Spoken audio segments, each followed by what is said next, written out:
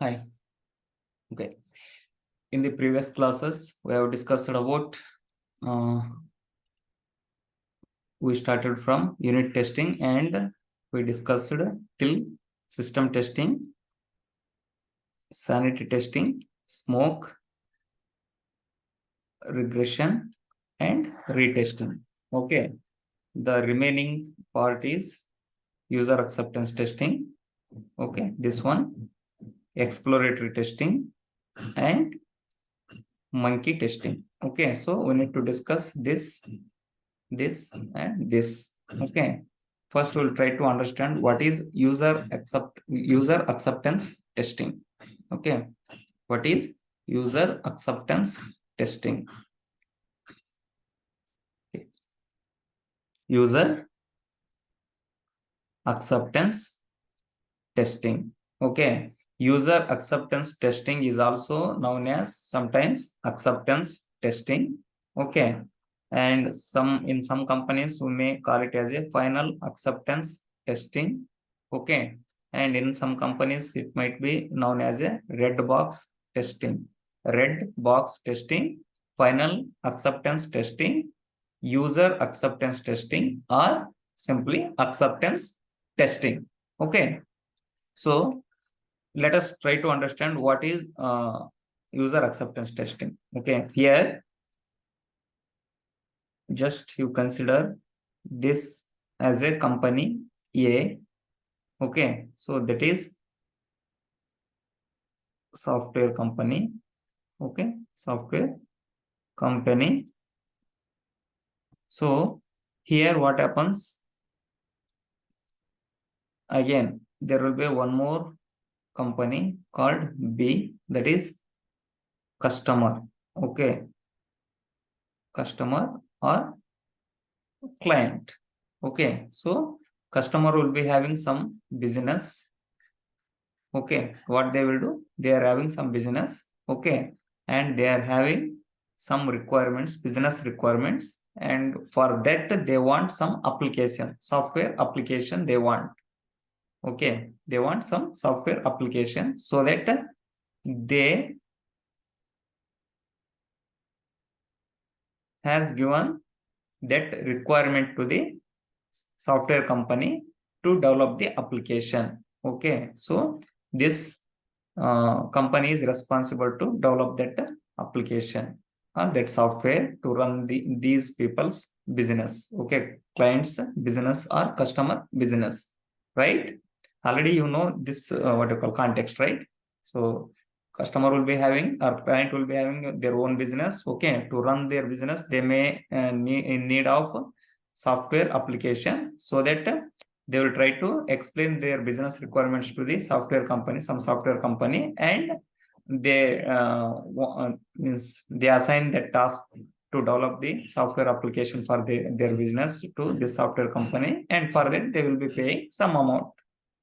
That is the what you call clear understanding of what is software company and what is client and customer. Okay, so when they have given some business requirements to the company, okay, then these means software company people, what they will do, development people will be developing the application and testing people will be testing the application. Okay, as a part of this process, as a tester we are doing the component testing, means unit testing will be done by the development team or white box testers. Then we are doing the component testing, we are doing system testing, we are doing we are doing integration testing, and we are also doing the system testing. Okay, and as a part of our process we'll be doing sanity testing, smoke testing, and all. Okay, so we have done with all types of testings. We're done with all types of testings, okay, on this application. Okay, now we are saying like this application is ready to deliver to the customer. Okay, so already development is done and all types of possible testings are done on this application. Now we want to deliver this product or this application to the customer or the client. Okay, that time when you want to deliver or what you call give that application to the customer, okay, when it is delivered to the customer or about to deliver to the customer, what they will do, they will not accept that application directly. Okay, they will not release that product to the customer directly. What they will do, again, as a part of this what you call customers or clients business, there will be some technical people,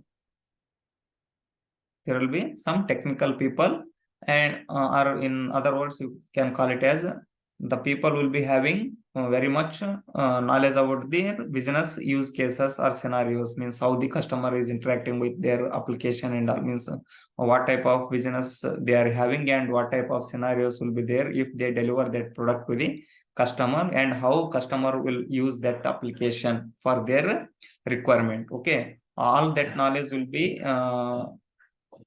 what do you call gathered from these technical people, means these technical people will be having that much of knowledge on their business domain. Okay, so what they will do, they will be listing out, means they are listing out some real-time business scenarios. Okay, instead of the going through the requirements and all, what they will do, what exactly in the real time or in the production, how the customer interacts with the application. Okay, by keeping those things in mind, they will try to list out some real-time critical scenarios. Okay, so these real-time critical scenarios will be given to the testing team of the software company. Okay, sometimes this technical person may fly to software company place, and they will share this document or scenario document or critical scenario document to the testing team here. Okay, so this testing team will execute all these critical scenarios, critical real-time business scenarios, and if they found any what do you call error or bugs in the application, okay, then it will be informed to the development team, and development team will fix that one. Again, testing team will re-verify those business scenarios given by the people are well knowledgeable or technical people from the business of the customer or client. Okay, they will re-execute those scenarios, and they will make sure, okay, whether the application is working fine for their business requirements or business critical business scenarios or not. Okay, once it is done, it will be means it will be certified like everything is working fine and all your business scenarios are getting passed, means we are able to handle all your business critical business scenarios. Okay, so that will be communicated to the client. Okay, then client will accept that application. Okay, so this is one type of testing, okay, done. Okay, at the end of the all the testings are done at the software company. Okay, so this is called as a user acceptance testing. Okay, here in some companies, this technical person from the client may fly to software company place. Otherwise, sometimes these people, some senior people from the testing team of the software company may fly to business means client place or customer place, and these test scenarios or critical business scenarios will be shared to the team, means from the software industry who are flight to customer or client place, and they will execute these scenarios. Okay, sometimes it will be done in the software company. Okay, sometimes it will be done in the place of the customer. Okay, it depends. Okay, this type of testing is nothing but a user acceptance testing. Okay, so here in the both the scenarios, whether the technical person from the business client's business comes to software company, or whether the software testers are going to the customer's place and executing the real-time critical scenarios listed out by the person, a technical person from the client business.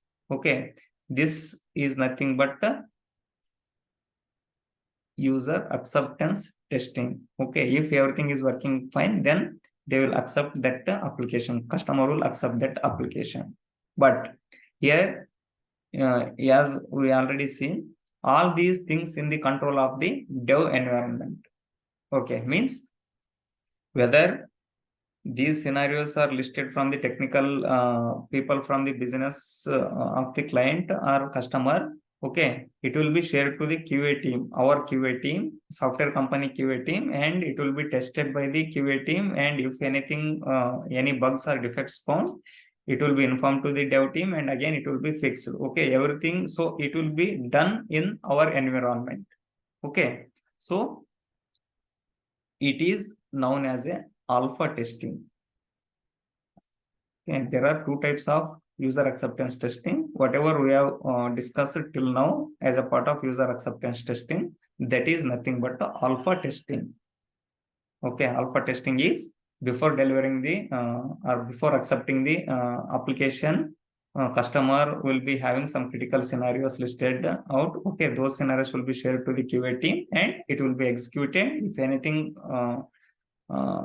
any bugs found or defects found, it will be fixed and again it will be re-verified. If it is working fine, then client will accept that software. Okay, this is all about alpha testing. Okay, as a part of user acceptance testing. And there is one more type of testing called beta testing.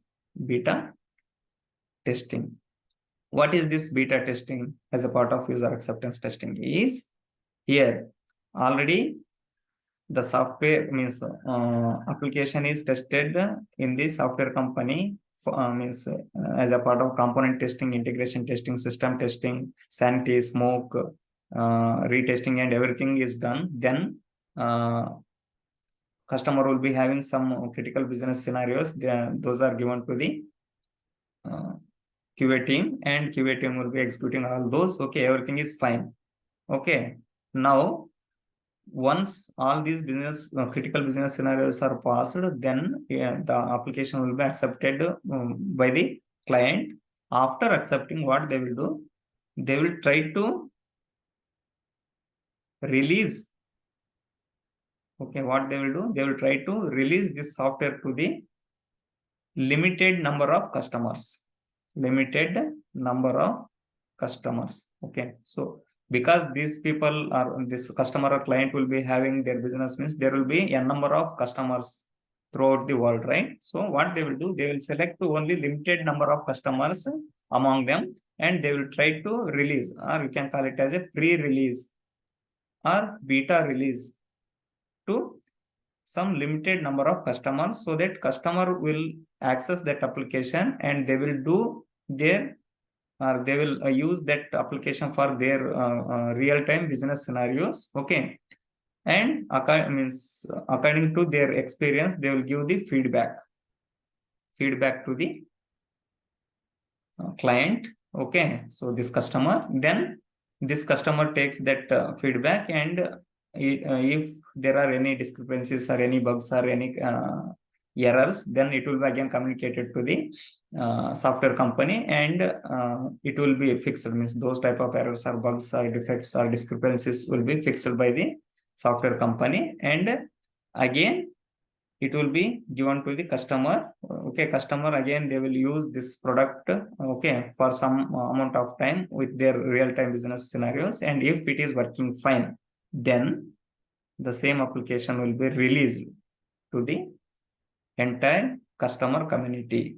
Okay, so this is the beta testing. Beta testing is nothing but the application after alpha testing, the application will be released to the or pre-released to the limited number of customers, and limited number of customers will access that application, and they will do their business scenarios or execute their business scenarios without referring any requirements or any documents. Okay, and they will give the feedback depending upon their experience on that application. Okay, so if there are any negative feedback, and according to that they will fix those what you call negative areas are affected, or the areas which are having the defects or discrepancies, those will be fixed, and again it will be released to the entire customer community. Okay, so that is all about user acceptance testing, alpha testing, and beta testing. Okay, I hope you people are able to follow me. Okay, next, now we understood what is user acceptance testing. Okay, now we'll try to understand what is exploratory testing. What is exploratory testing? Okay, exploratory testing. Exploratory testing. Okay, exploratory testing is nothing but the testing done without any requirement. Without any requirement. Okay, for example, if there is a software company, okay, and they are working on some project X, okay, and here is a customer or client. Okay, so this customer has given their business scenarios or requirements to this software company, and they are working on that, and this project is from very long time, for example 5 years. Okay, already they have developed n number of features. Okay, and these customers will be giving so many what you call feedbacks or new requirements. Okay, but there might not be a very specific requirement document for each and every feature what customer is expecting. Okay, that time if some new tester comes into this software company and they are into this project, means very long run project, that is 5 years project. Okay, that time they might not be able to understand the requirements from the scratch. Okay, from 5 years what happened and what type of requirements are there. Okay, it is not possible for them to go through each and every requirement and understand the things. Okay, and sometimes there might not be specific requirements for the features. Okay, each and every features. Okay, so in that type of time what they will do, just they will try to use this application and they will try to understand this application. Okay, after understanding they will try to identify the possible scenarios they can test and they will try to test the application. Okay, this is all about exploratory testing. Okay, when there is no requirement document or there is a requirement missing document, and sometimes it is very difficult for the new tester to understand all the requirements for the long running project. That time they will directly use the application, explore the application, understand the application, and they will try to test the application. Okay, that is nothing but exploratory testing. Okay, so this exploratory testing is having some disadvantages or limitations. Okay, what are those? Sometimes tester may consider a feature as a bug. Okay, sometimes tester might misunderstand feature as a bug. Okay, for example, here there is a requirement called username. Okay, username, password. Okay, there are two fields and employee ID. Okay, and login button. Okay, so here the expectation is user should enter username, valid password, valid employee ID, and click on login button. Then only they are navigated to the home page with a successful message, login successful message. Okay, but because there is no requirement document to refer, okay, the new tester while going through this or while exploring this application, he might feel, means by looking at this feature or this page, he might feel like username and password is the required fields, and login button. Okay, these three are sufficient, and this employee ID is not required, and this is a bug or a defect. Okay, the tester may feel like that, and they may misunderstand like this component or this feature is a bug in the application. Okay, so that is one of the drawback, because there is no standard requirement document to refer. So the new person who comes into testing team, they might understand the application in different manner. Means they may take the feature as a bug, or they may understand feature as a bug. Okay, because they might not have the complete knowledge of that project, and there is no specific reference document for them to understand which is the feature and which is the bug. Okay, and this is one of the drawback, means tester may feel feature as a bug, and sometimes tester may feel bug as a feature.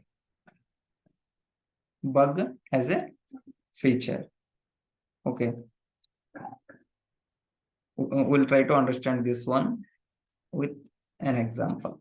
Okay, here we'll take the same thing. Okay, username, password, EID, and we'll take it as mobile number and login button. Okay, so here these are the fields. Okay, so actually while performing the exploratory testing, tester will go through this application and explores. Okay, then while going through this one, he might think like or assume like these are the fields required for this page, login page, so that he tries to enter username, password, employee ID, as well as mobile number, and clicks on login button. And if it is navigating to the home page, he may say like application is working as expected. Okay, but this mobile number displaying on the login page might be a bug. Okay, it is not mentioned in the, it was not mentioned in the requirement. Okay, but new tester, for new tester, there is no specific requirement document to refer. So they may assume, or they may think like all the things are expected here, including mobile number also. Okay, so even though this is a bug, he may not be able to find out or catch this bug, because he is thinking like this is the requirement. Okay, that is one of the drawback. Okay. And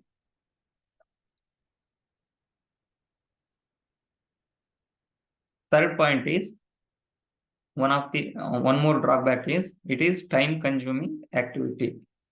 Time consuming activity, because if there is an application that is running from 5 years, it will be having so many features, n number of features. Okay, so for the new tester or new person who comes into this project, if they want to understand this application, they need to visit each and everything, and they need to understand each and every flow and all. Okay, so it will take the time. Okay, much time for that new buddy or newbie. Okay, so it will be very difficult to understand the application within short amount of time. Okay, without any standard reference document or requirement document. Okay, so these are all the different these are all some drawbacks of the exploratory testing. So how we can make it effective exploratory testing, or how we can what you call come over, or we can solve these problems like time consuming and assuming like bug as a feature and feature as a bug. Okay, to overcome these shortcomings or disadvantages of exploratory testing, we can follow some things. One is the newcomer, okay, when there is a new tester comes into the testing, and in this type of project, okay, there is no specific requirement document and it is a long running project. That time what they should do is they should get the information from the senior tester or developer. Okay, they need to take the knowledge transfer sessions or KT sessions from the senior testing people or senior development people. Since they are working on this project from long time, they will be having much knowledge. Okay, so that they can give proper information to the new tester. Okay, so that they can proceed from there. Okay, next they can take the reference of the similar applications. Okay, in the market there will be so many applications. For example, this is a e-commerce website or application they are working on. Okay, there are n number of e-commerce websites or applications in the market. So first they can go through those e-commerce applications and try to compare this application with those e-commerce applications, so that they may able to understand what are the flows, and they may able to differentiate between bug and feature. Okay, but this is not an effective what you call procedure to follow. Okay, best is they need to contact or they need to get the information from the senior people. Already those people are having much knowledge on this domain or this project, since they are working on this project from very long time. Okay, that is all about exploratory testing. Okay, now we'll try to understand monkey testing. Okay, what is monkey testing? You can call this monkey testing as a gorilla testing, or we can call it as a ad hoc testing. Okay, monkey testing, gorilla testing, or ad hoc testing. Okay, so these are this testing type means what it says is without referring any requirement document. Okay, so till now what we did, there will be a requirement document. Okay, development team will refer this one and they develop the feature. Okay, developer will develop the feature by considering requirement document, and testing team, they will test the application or that feature by referring to requirement document, right? All the types of testings are done like this only. Okay, except the exploratory testing. So gorilla testing or monkey testing is nothing but so we are not following any requirement document. Okay, just we are keeping this requirement document aside and we are trying to use the application randomly. Okay, means we are going randomly with all the models or all the features. Okay, we are not following any specific procedure. Okay, for example, if you take Amazon website, okay, or Amazon e-commerce application, as per the requirement, we should be able to log in, we should be able to search some product, we should be able to add that product to the cart, we should be able to make a payment, we should be able to place an order.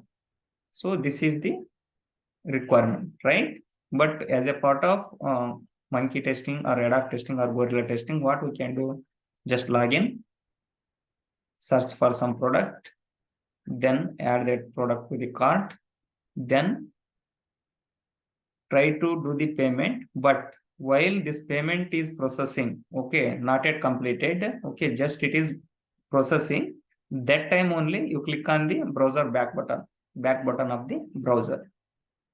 See what happens, whether application gives some error message or whether application goes to the blank page or it is broken. Okay, you need to test this type of scenarios under gorilla testing, monkey testing, or ad hoc testing. Okay, so there is no specific requirement given by the customer for this type of scenarios, but as a tester we need to execute these type of scenarios, because when application is delivered to the actual customer, okay, the customer may not go to your requirement document and do all the things in a proper way. Okay, they may use the application in their own way. Okay, they may randomly click any link or any button, or they when they are in the mid of something, then they may again go back and they do some other things, or they may select some other option. Okay, so there will be no specific procedure, or there is no specific flow for them. Okay, they may use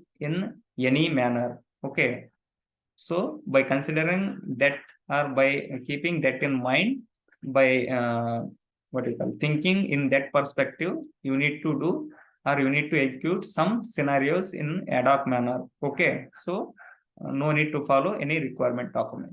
Okay, so this type of testing is nothing but a monkey testing. Okay, so these are all the different types of testings under functional testing, that is under black box testing. I hope you people understand all these things, whatever we have discussed till now. Okay, so with this, we have completed all the possible main testing types which we follow in the software industry as a software tester. Okay, so in the upcoming classes, we'll try to discuss the remaining topics. Okay, thank you so much.